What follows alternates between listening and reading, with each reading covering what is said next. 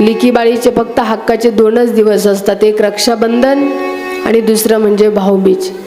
कधीच आपल्या बहिणीला, कधीच आपल्या लेकीला त्या 2 दिवशी विसरू नका बरं. काही काही बहिणी भावामध्ये वाटा मागतात, हिस्सा मागतात आणि थोड्यासाठी भावाशी वैरत्व त्या ठिकाणी भावाशी वैरी होऊन जातात. मी विनंती करेल, त्याच्या 5-10 लाखांना आपली काय माडी होणार नाही. दुपारची सावली कधी ना कधी कळेल, तुमची गरिबी कधी ना कधी निघून जाईल, परंतु थोड्या इस्टेटीसाठी भावाशी वैर करू नका, त्याच्या इस्टेटीत कधी हिस्सा मागू नका. आणि भावांनाही विनंती असेल, याच्या अगोदर केलं असेल वैर, पण आता कुठंतरी कथा ऐकल्यानंतर सांगा, आता रक्षाबंधनचा सण आला, बहिणीला सांगा, बाई आरतीताईची कथा ऐकली, आजपर्यंत केलं असेल वैर, पण आजपासून मात्र मला तुझ्याशी वैर करायचं नाही. आणि महाराज इतकं प्रेम करतात ना बहीण भाऊ एकमेकावरती. लहानपणी जर कोणी चॉकलेट दिलं ना, ती बहीण फ्रॉकने त्याचं ते चॉकलेट करतडते, त्याला अर्ध देते, स्वतः अर्ध खाते. नंतर एवढा विभक्तपणा येऊन जातो की वर्षानुवर्ष एकमेकांशी बोलत सुद्धा नाही. म्हणून माझी कथा ऐकताना विनंती करेल मी तुम्हाला, आता रक्षाबंधन आलं ना, काही वैर असेल आपल्या बहिणी बरोबर फोन करा आणि सांगा, आरतीताईची कथा ऐकली तायडे, आजपासून मला वैर नाही करायचा, या रक्षाबंधनला मला ओवाळायला यावंच लागेल, असा आग्रह करा बहिणीकडं. आता मध्ये माझी पाथर्डीला कथा झाली आणि मी सहज कथेमध्ये सांगितलं, खरं तर एक भाऊ आणि बहीण 3 वर्षापासून बोलत नव्हते. त्यानं लगेच कथा ऐकली, म्हटलं नाही नाही, ताईनं सांगितलं ना, बहिणीलाच घेऊन आला. म्हटलं ताई, आम्ही 3 वर्ष झालं बोलत नव्हतो, पण तुमची कथा ऐकल्यानंतर मला मनातून वाटलं की नाही नाही, आता ताईनं सांगितलं ना, वैरत्व सोडून द्या. छोट्याशा कारणामुळे आम्ही 3 वर्षापासून बोललोच नाही. मला सांगायचंय तुम्हाला की माऊली, छोट्या छोट्या गोष्टीसाठी भावानं बहिणीशी वैर करू नका. रक्ताची नाती ही रक्ताची नाती जपा, या रक्ताच्या नात्याला कधी तुटू देऊ नका. रक्षाबंधनासारखा परमपवित्र सण आला. अरे का केलं जातं रक्षाबंधन? हा रक्षाबंधनाचा सण एवढा परमपवित्र आहे की ज्या वेळेला वामन भगवान बलीच्या द्वारामध्ये भिक्षा मागण्यासाठी गेले, 3रा पाय त्या ठिकाणी 3 पग भूमी मागितली, 3रा पाय कुठं ठेवू सांगितलं, माझ्या डोक्यावरती ठेवा. आणि भगवंतानं बळीला पाताळात घातलं. पण भगवान परमात्मा त्याच्या सेवेवरती प्रसन्न झाले. बलीला सांगितलं, हे बली, मी तुझ्या सेवेवर प्रसन्न आहे, तू मागेल ते मी तुला देणार आहे. बलीनं सांगितलं, देवा, प्रत्येक द्वारामध्ये मला तुमचं दर्शन व्हावं अशी माझी इच्छा आहे.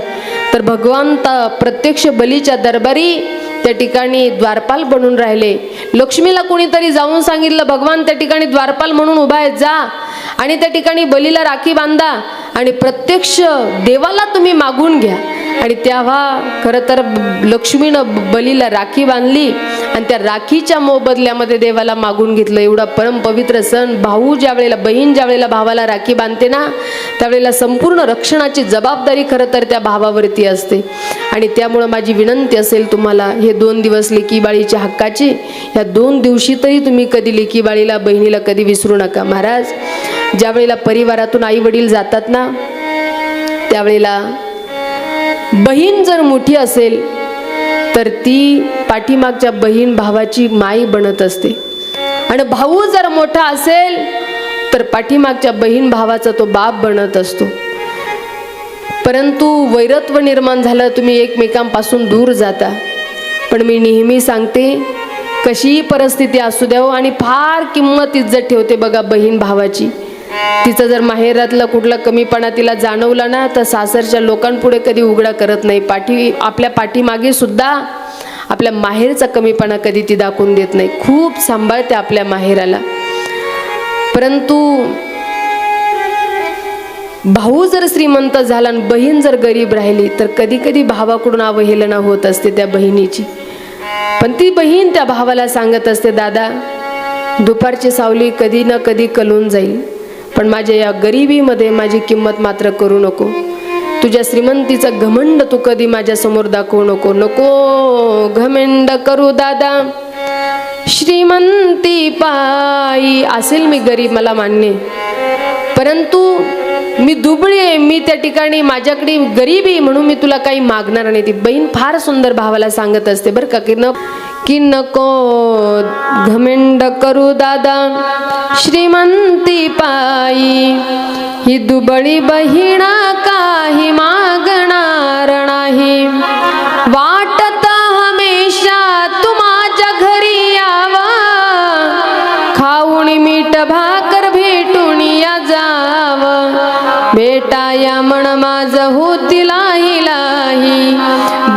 बहीण काही मागणार नाही. पण माहेरातले मायबाप जातात ना, त्यावेळेला तिचा एक वेदनादायी अनुभव असतो. ती सांगत असते, दादा मला ठाऊक आहे रे, संपला जिव्हाळा त्या माया माऊलीचा, लागला उन्हाळा आधारणा सावलीचा, साडी नको चुळी नको नको दादा काही, ही दुबळी बहीण काही मागणार नाही. पण इथं बसलेल्या भावांना मी नक्की विनंती करेल, घ्यायचा असला तर आपल्या बहिणीचा आशीर्वाद आपल्या प्रपंचाला घ्या. बहिणीचा आशीर्वाद जर आपल्या प्रपंचाला लागला ना, तर महाराज हातात माती घ्या बरं का दादा बाबा काका. बहिणीचा आशीर्वाद जर आपल्या प्रपंचाला लागला, हातात माती घ्या, सोनं होईल. पण बहिणीचा शाप जर आपल्या प्रपंचाला लागला तर चालू पावसाळ्यात बोर बंद पडल्याशिवाय राहणार नाही. म्हणून घ्यायचाच असेल तर बहिणीचा आशीर्वाद घ्या. बहिणीचा तळतळाट कधी आपल्या प्रपंचाला घेऊ नका. आणि म्हणून फार आतुरतेनं वाट पाहते हो रक्षाबंधनाला, भाऊबीजेला. माहेरातल्या शेजारणीचे सगळ्यांचे जर आईबाप आले किंवा भाऊ आला ना न्यायला, त्या विचारतात का हो तुम्हाला नाही जायचं का माहेराला. तिला माहिती असतं येणार आहे की नाही येणार आहे, पण तरी सुद्धा ती शेजारणीला सांगत असते, बाई येणार आहे की गाडी घुंगराची घेऊनी बंधू माझा येईल ग, राखीच्या सणाला मला माहेरी नेईल ग, गाडी घुंगराची घेऊनी बंधू माझा येईल ग, राखीच्या सणाला मला माहेरी नेईल ग.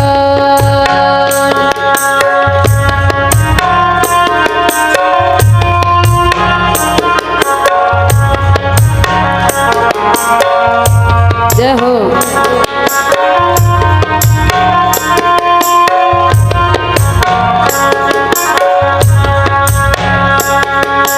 माहेरच्या मायेना आंब्याचे आहे वन, येईल बंधू माझा विश्रांती घेईल ग, नाते हे प्रेमाचे भाऊ माझा जपेल ग, राखीच्या सणाला मला माहेरी नेईल ग.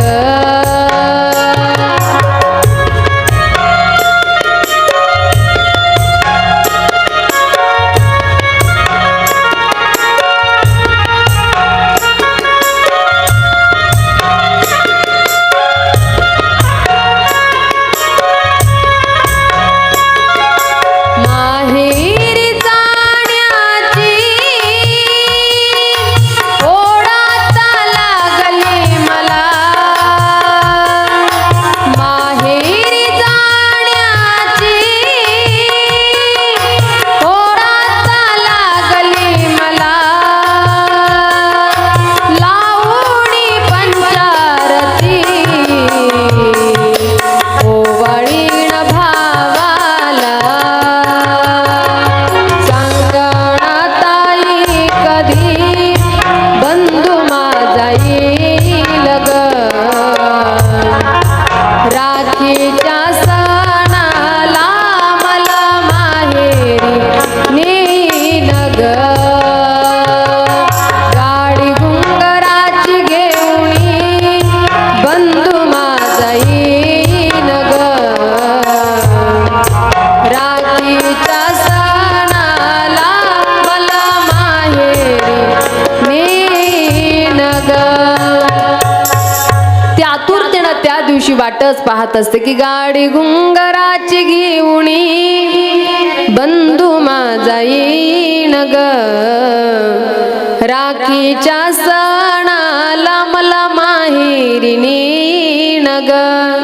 तिच्यासाठी तो परम पवित्र दिवस आहे की सोनियाच्या ताटी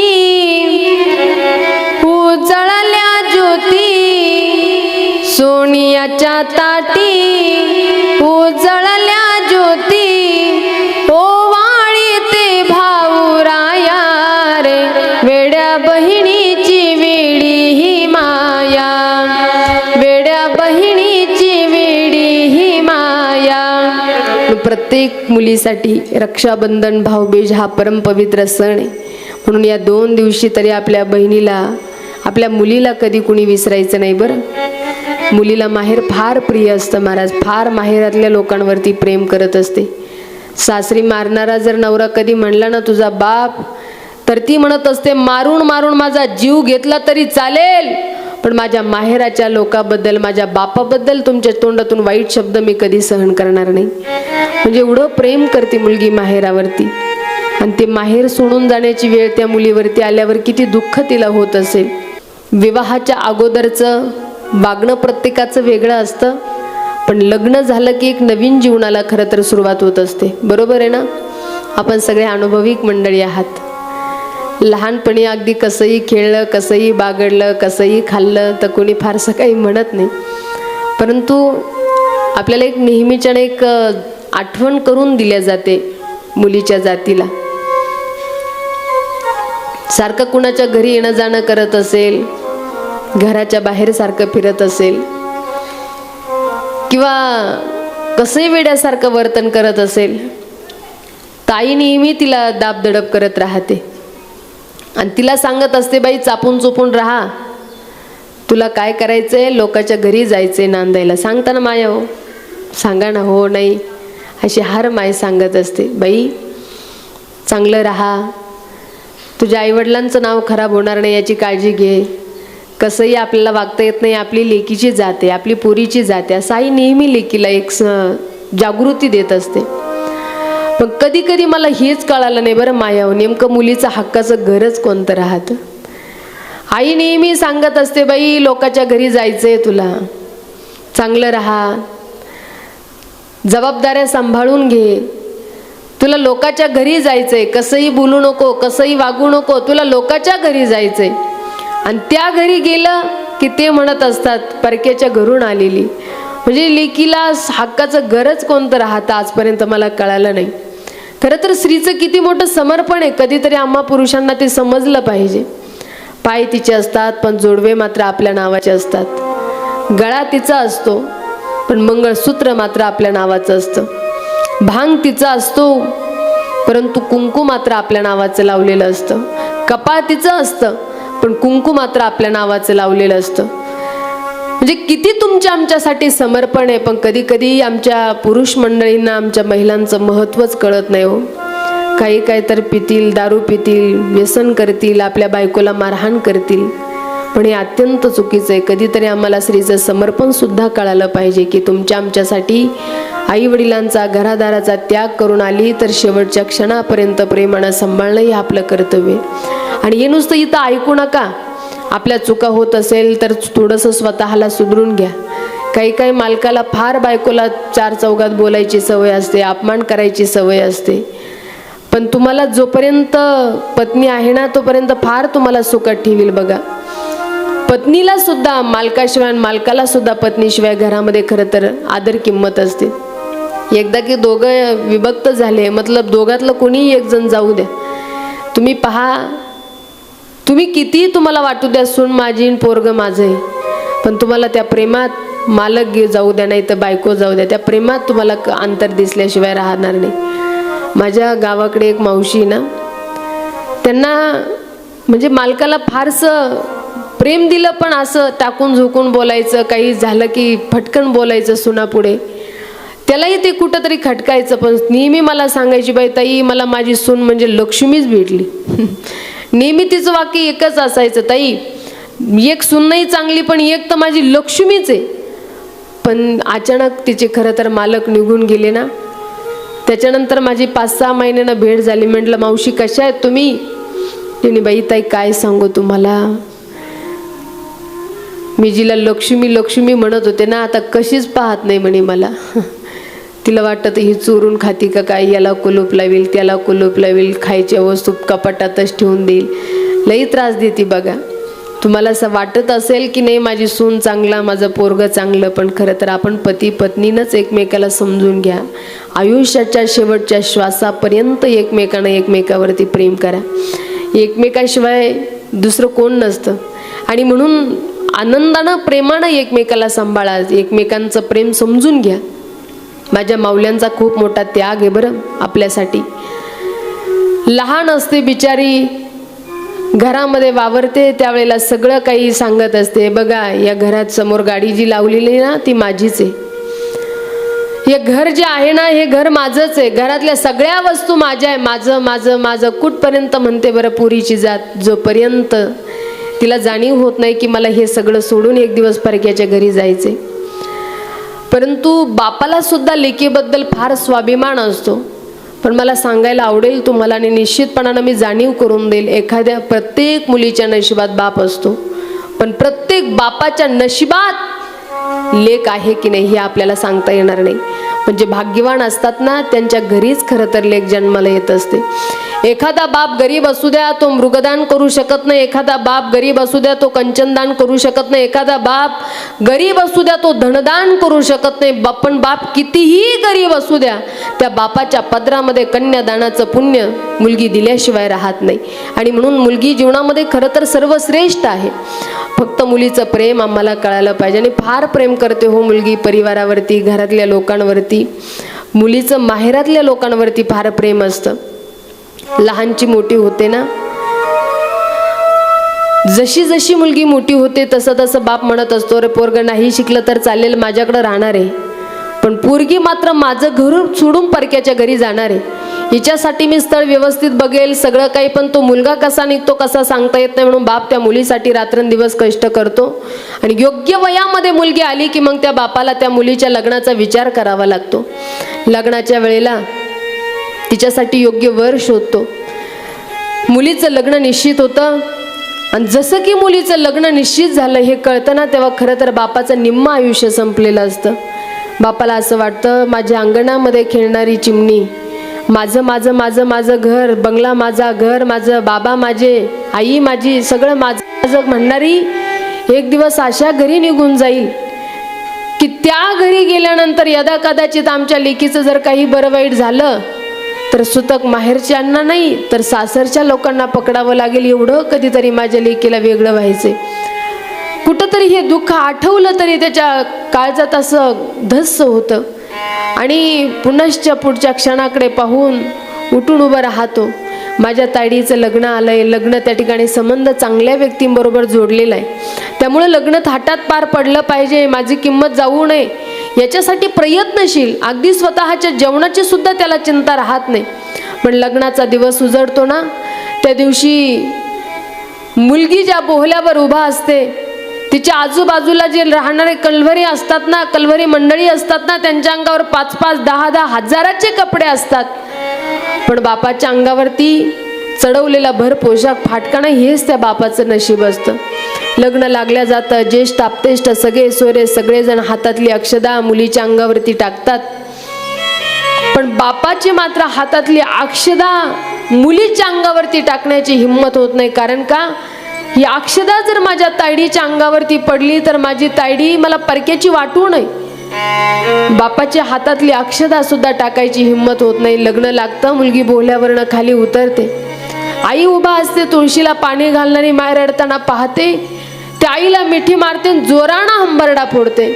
पण वडील उभा असतात ना त्या क्षणाला सुद्धा बाप रडत नाही. बापाला एकच ठाऊक की अरे माझ्या डोळ्यातला जर अश्रू माझी ताईडी पाहिल तर ताईडीचा पाऊल या माहेरातून निघणार नाही. म्हणून बाप त्या मुलीकडे पाहून त्याही क्षणाला रडत नाही, डोळ्यातलं पाणी सावरत राहतो. कन्यादानासारखा विधी होतो ना, कन्यादान ज्या वेळेला करतो त्यावेळेला बापाला असं वाटतं माझ्या पायाला 10-5 किलोची 5-5, 10-10 किलोची गोळे बांधली की काय अशी अवस्था, जड पावलं होऊन जातात बापाचे. पण त्याही क्षणी बाप स्वतःचं दुःख बाजूला सावरत राहतो.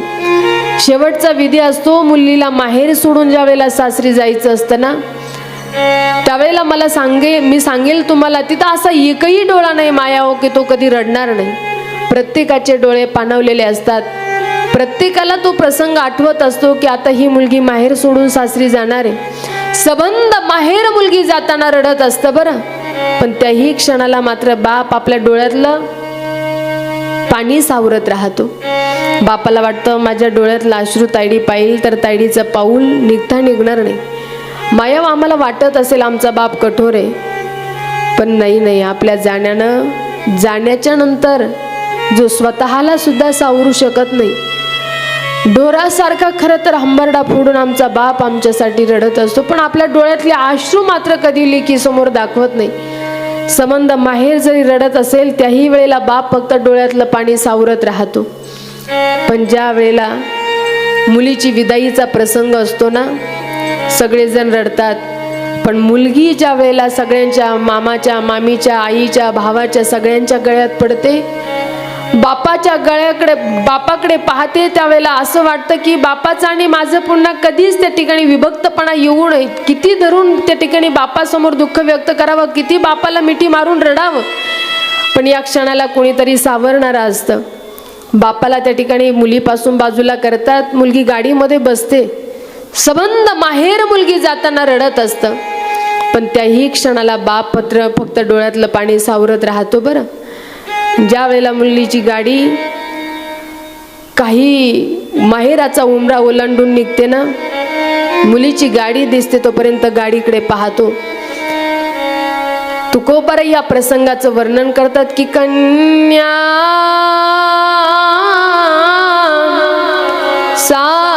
सासुऱ्याशी जाये, कन्या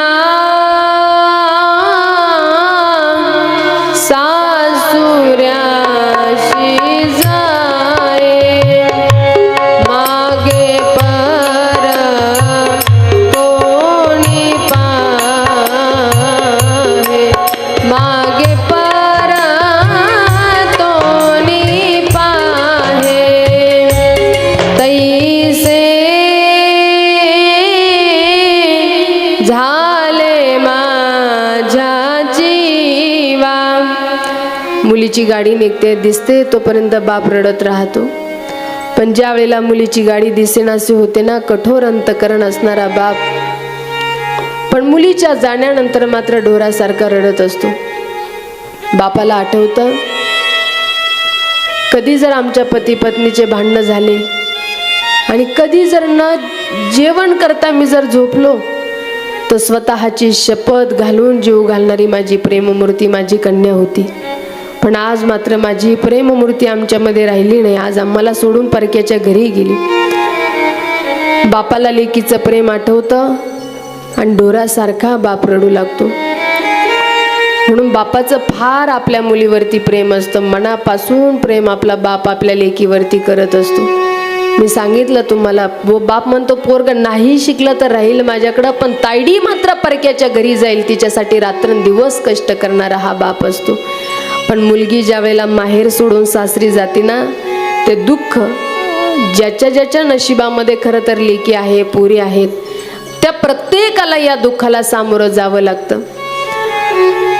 परंतु एखादा बाप गरीब असेल, फार काही दान नाही करू शकला लेकीच्या लग्नात तर चालेल, पण एखादी मुलगी गरीब असेल आणि चांगल्या घरी गेली ना, तर ती लेक सांगत असते त्या घरच्या लोकांना, ऐका ना, माझा बाप फार गरीब होता, धनदान करू शकला नाही, माझा बाप फार गरीब होता, मृगदान कंचनदान करू शकला नाही, पण माझा बाप जरी गरीब असेल तर माझ्या बापानं संस्काराची शिदोरी मात्र माझ्यासोबत पाठवलेली, हे सांगायला कधी पोरींवर विसरू नका. खरं तर आपल्याकडं संस्काराची मोठी शिदोरी असली पाहिजे आणि आपल्याला स्वाभिमानानं सांगताच आलं पाहिजे कि बाबुल जो तुमने सिखाया, जो तुमसे पाया, सजना घरा ले चली.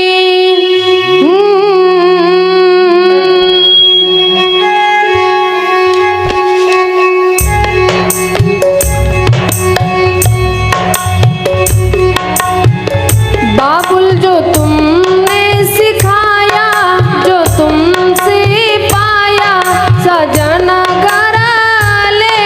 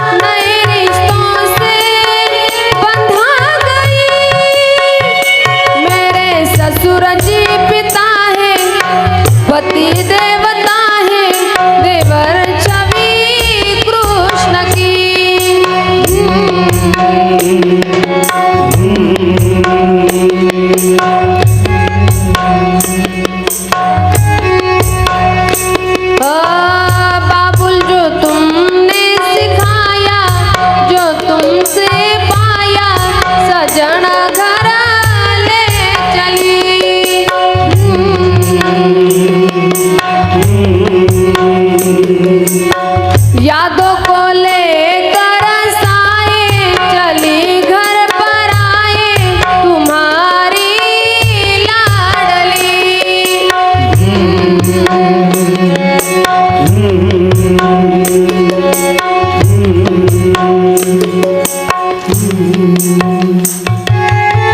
लेकीला सांगता आलं पाहिजे, माझा बाप गरीब आहे फार, माझा बाप मला काही देऊ शकला नाही, पण बाबुल जो तुमने सिखाया, जो तुमसे पाया, सजन घराले चली। माझ्या बापानं पण संस्काराची शिदोरी माझ्या बरोबर दिलेली। आणि खरं तर मी इथं बसलेल्या प्रत्येक मायबापाला सांगेल, जोपर्यंत आपली मुलगी आहे खूप प्रेम करा, खूप लाड करा। एकदा की माहेर सोडून सासरी गेली ना, आणि तिचंही माहेर तोपर्यंतच आहे महाराज, की जोपर्यंत तिच्या माहेरामध्ये तिचे मायबाप जिवंत असतात। एकदा की माहेरातले मायबाप जाऊ द्या, तिला ते माहेर पाहुण्यासारखं वाटतं। आता इथं बऱ्याच वृद्ध माता बसलेल्या, त्यांना विचार, आई तुम्ही जाता का तुमच्या माहेराला, जाता का? काही महिला तर उतार वय झालं की माहेरच त्यांच्यासाठी संपलेलं असतं, कारण हक्काचे फोन करणारे, हक्काची विचारपूस करणारे मायबापच त्या माहेरामध्ये राहत नाही। आणि म्हणून जोपर्यंत आपल्या माहेरामध्ये मायबाप आहेत ना, तोपर्यंत दिवाळीचा सण असू द्या, भाऊबीजेचा सण असू द्या, ताईडे अगं दिवाळी भाऊबीज आली, कधी येणार आहेस तू? रक्षाबंधन आलं, कधी येणार आहेस तू? असं विचारणारे मायबाप राहतात। पण एकदा आईबाप जाऊ द्या, हे फोन यायचे सुद्धा बंद होतात। आणि काही तर मी असे भाऊ बघितले बघा, की अक्षरशः रक्षाबंधन असू द्या, भाऊबीज असू द्या, बहिणीला फोन करणार नाही, तिची विचारपूस करणार नाही। एवढंच नाही तर एका आईच्या उदरापासून ज्यांची निर्मिती एकमेकाला एवढे परकी होऊन जातात ना, की वर्ष 2-2 वर्ष जणू काही आता आपण दोघं कोणी एकमेकांचे राहिलोच नाही, अशा पद्धतीने राहतात। पण मी विनंती करेल तुम्हाला, दादा बाबा काका,